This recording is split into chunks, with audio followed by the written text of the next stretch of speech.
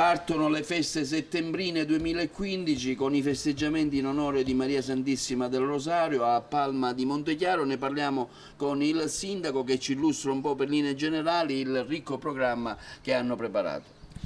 Noi siamo in linea un po' con l'operato della nostra amministrazione, con la sua esperienza, esaltando le feste tradizionali, religiose, riconoscendogli la massima solennità con la partecipazione puntuale dell'amministrazione ai vari cortei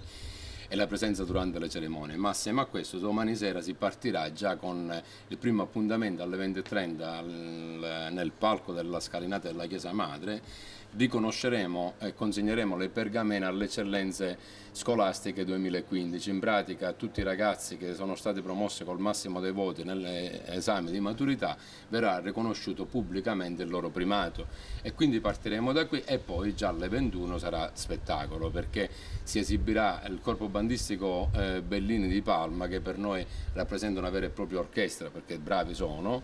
assieme stavolta con gli innesti di un chitarrista notissimo nell'ambiente palmese che è Lillo Bellandi, un bassista importante che è Scarnà, e la pianista Peritore. Insomma, sarà una serata di eccezione. Subito dopo, il lunedì, giorno 7, partiremo con Sasà Salvaggio per arricchire il panorama, l'offerta anche turistica, perché noi puntiamo in questo mese a richiamare dall'esterno la frequentazione di Palma di Montechiaro, anche perché offriamo uno scenario importante, ma assieme a questo l'abbiamo condito con degli appuntamenti che riteniamo appetibilissimi, di cui uno è Sasà Salvaggio, sarà un'ora e mezza di divertimento offerto a tutti, e poi giorno 8 la giornata diciamo clou per questo avvio che registrerà la presenza dei Gemelli Diversi. I ragazzi a Palma di Montechiaro fino ai 40 sono molto contenti, c'è un'atmosfera bellissima e penso che questa piazza sarà appetibilissima anche per i giovani del circondario.